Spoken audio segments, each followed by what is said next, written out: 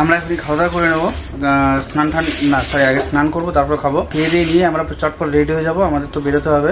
আজকে পাপড়ি রুটি হবে। যাই হোক চলো তোমাদের আগে দেখি আজকে আমাদের মেনু কি হয়েছে।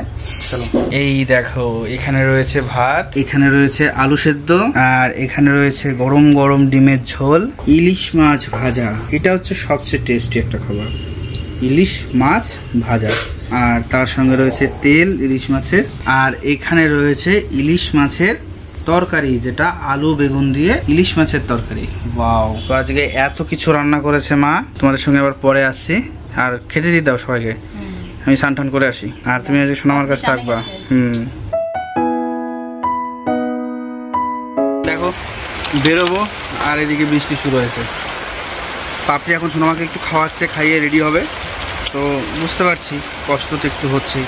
এই কষ্টটা টোটালি আলাদা। এতদিন ডাক্তার কাছে গেছি, একরকম কষ্ট ছিল, আর আজকে যাচ্ছি মানে পাপড়ির লাইফে বেবি হওয়ার পরে এই প্রথম সোনামাকে ছাড়া একটা রাত কাটবে। তো বুঝতেই পারছো যে এটা পাপড়ির জন্য কতটা কঠিন, কতটা কষ্টকর। আমারও খুব খারাপ লাগছে, কিছু করার নেই। চলো বেরোই, আগে ওকে সুস্থ করে নিয়ে আসি।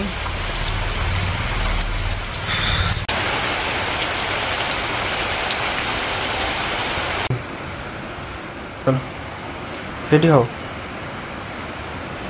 এ দেখো পাপড়ি সোনামাকে খাওয়ালো, সোনামা দেখো ঘুমিয়ে গেছে। রেডি হও, তাড়াতাড়ি চলে আসতে হবে। তুমি যদি এখন টেনশন করো, চিন্তা করো, তাহলে ওখানে গিয়ে তোমার বিপি বেড়ে যাবে। বিপি বেড়ে গেলে আবার ডেট পিছিয়ে যাবে, অযথা শুধু শুধু একটা দিন ভর্তি হয়ে থাকতে হবে। ও তো চিন্তা করা যাবে না, ঠিক আছে?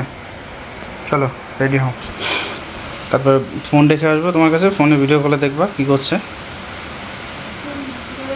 হ্যাঁ দেবে, আমি কথা বলে নেব, ঠিক আছে? চলো। এই দেখো আমরা এখন বেরোবো, আর সোনামা যাওয়ার আগে ঘুম ভেঙে গেছে, উঠে গেছে। কই সোনা মাম্মা? মাম্মা কি আছে মাম্মা? সোনা মাম্মা কই? সোনা মাম্মা কই? এখন ক্যামেরার দিকে তাকিয়ে রয়েছে। চলো আমাদের লেট হয়ে গেল, বেরোতে হবে। এই যে মাকে বলে দাও, ভালোভাবে যাও, মাকে বলো বলো, তাড়াতাড়ি চলে আসবে তো। হ্যাঁ তুমি তাড়াতাড়ি ভালো হয়ে চলে আসো।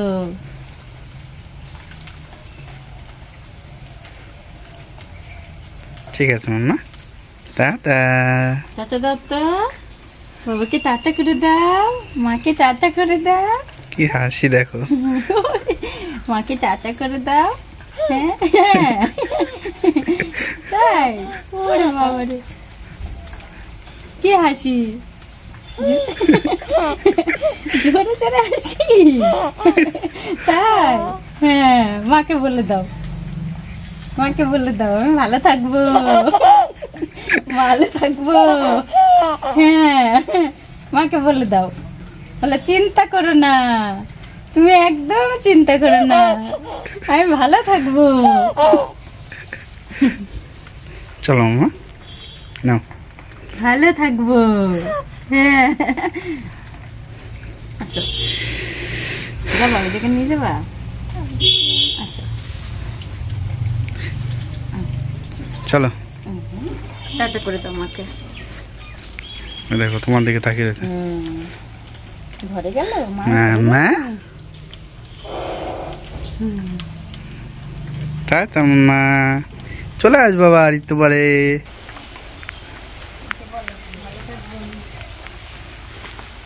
তুমি টেনশন করো না, তুমি ভালোভাবে সুস্থ হয়ে আসো।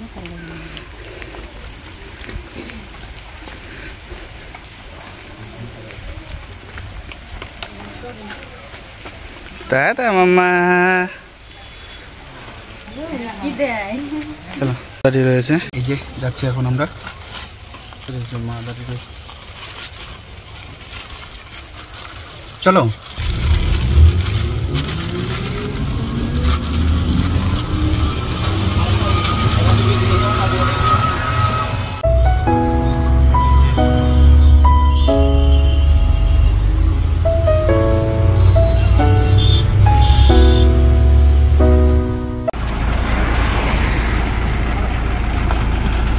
আমরা তো বাস থেকে নেমে পড়েছি, নেমেছি কৃষ্ণনগর পালপাড়ার মোড়ে। এখান থেকে সুবিধা হবে আমার, যেহেতু আমরা লোকাল বাসে না স্টেট বাস, মানে এই বাসটাতে এসেছি। পালপাড়াতে নেমে গেলাম। এখন একটু অন্যরকম হয়ে গেছে রাস্তাঘাটগুলো, যেহেতু এখানে একটা ফ্লাইওভার হয়েছে, তো সাইড দিয়ে নিচে নামার একটা রাস্তা রয়েছে। আমি আর পাপড়ি দুজন এখন হেঁটে হেঁটে যাচ্ছি, তারপর সামনে থেকে টোটো ধরে নেব। চলো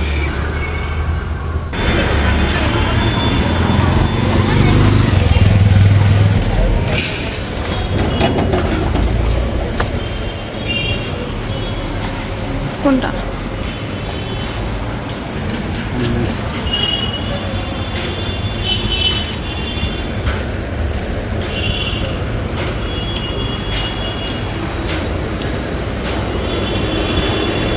জানি না, এখন যদি কিছু লাগে তাহলে আবার পরে নিয়ে আসবো।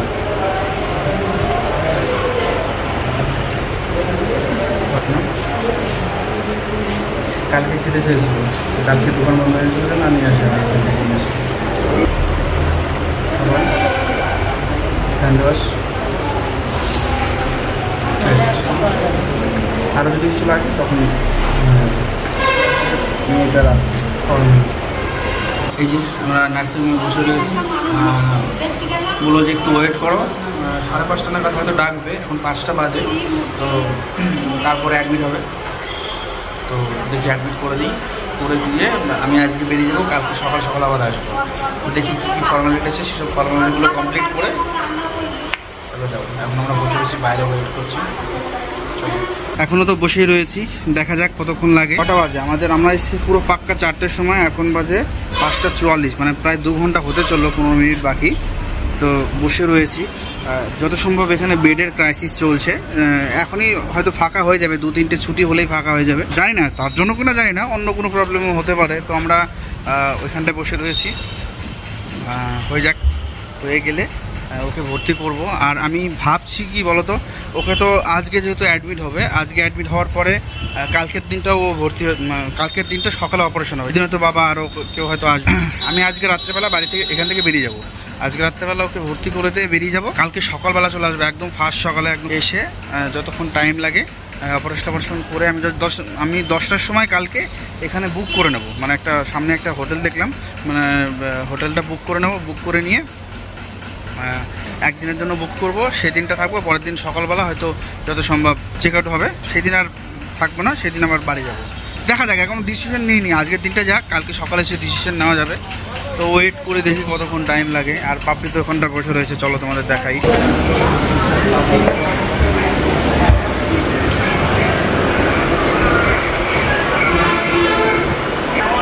বস। এই যে দাঁড়িয়ে রয়েছে কৃষ্ণনগর স্টেশনে, বিশেষ কিছু কারণের জন্য বাড়ি লালগোলা যায় গাড়ি ধনবাড়ি এক্সপ্রেস 2 নম্বর প্ল্যাটফর্ম আসছে। আপনার লালগোলা যায় গাড়ি ধনবাড়ি এক্সপ্রেস 2 নম্বর প্ল্যাটফর্ম আসছে। ট্রেন আসছে, এখন বাড়ি যাব। বিশেষ কিছু কারণের জন্য বাড়ি যাচ্ছি, অ্যাডমিশন হয়নি, অপারেশনের জন্য যে ভর্তি, সেই ভর্তি আজকে হবে না, কালকে হবে। দেখা যাক, চলো তোমাদের বলছি পরে, বাড়ি গিয়ে সবটা ডিটেলসে খুলে বলছি।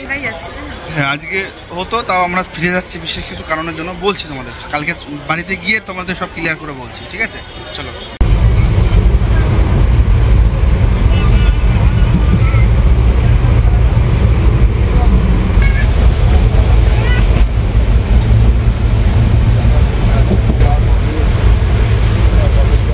আমরা পাটিকাবাড়ি মোড় ছেড়ে বাড়ি যাচ্ছি, অন্ধকার একদম বাইরে।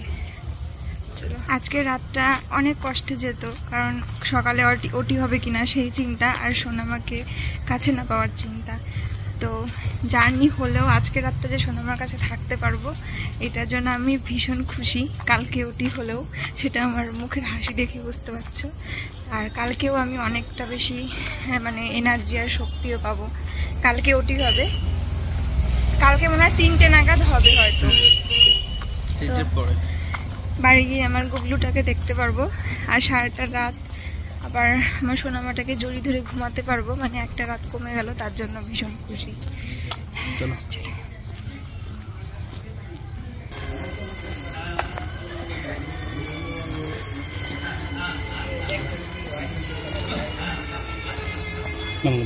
মা এসেছে, তুমি মা পেয়েছো, মা এসেছে।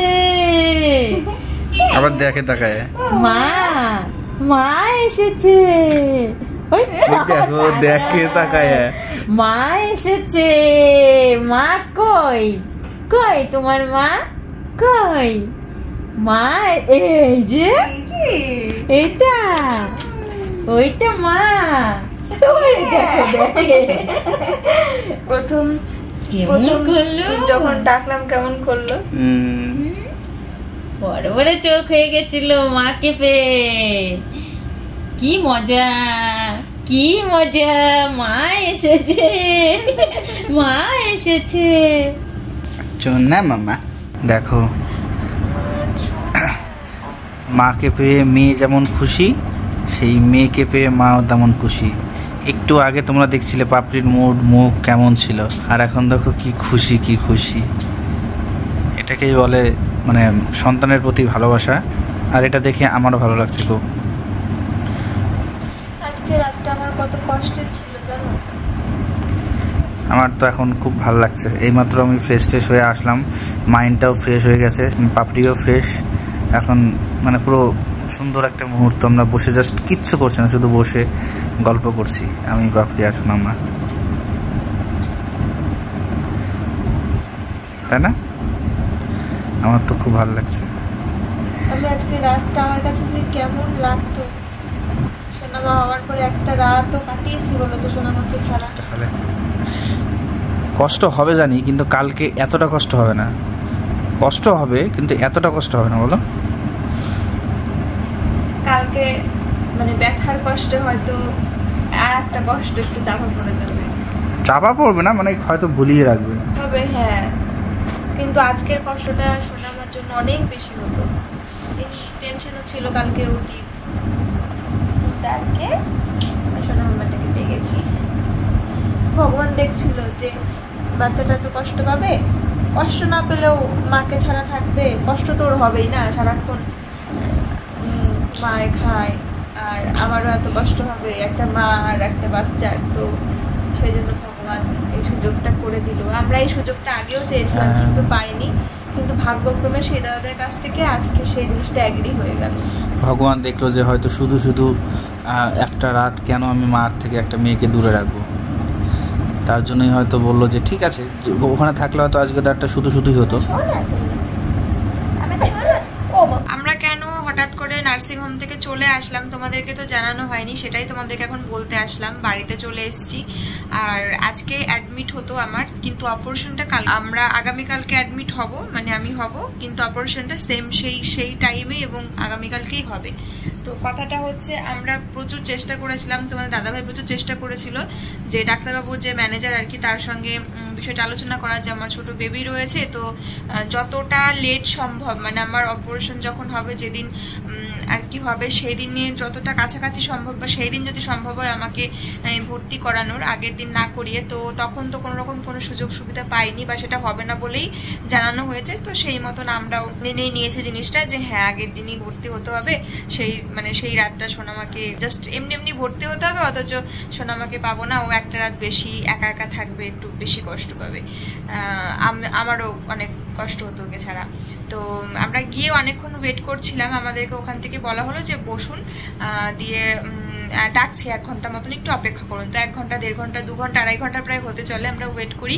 আর তোমার দাদাভাই ওর সঙ্গে একটু কথাবার্তা বলতে বলতে এক কাকুর সঙ্গে একটু কথা হচ্ছিল, তো সেখান থেকে ওনার কাছ থেকে বিষয়টা আর কি একটা বিষয় জানতে পারলো যে হ্যাঁ আমরা কালকেও যদি, যেহেতু আমার অপারেশন হবে, তো কালকেও আমরা যদি সেই সুবিধাটা বা সুযোগটা পেতাম, সেটা পুরোটাই নির্ভর করছে ডাক্তারবাবুর ম্যানেজারের ওপরে। যদি উনি আমাদেরকে বলে যে হ্যাঁ, যদি অনুমতি দেয় বা উনি যদি সেই সুযোগটা করে দেয় তবেই পারবো, তাছাড়া পারবো না। আমরা তো সেটা করেছি, তোমার দাদাভাই বললো, তবু আমি ওকে বারবার রিকোয়েস্ট করলাম প্লিজ আর একবার বলে দেখো। বলছে যে হ্যাঁ বলেছি, কোনো কাজ হবে না।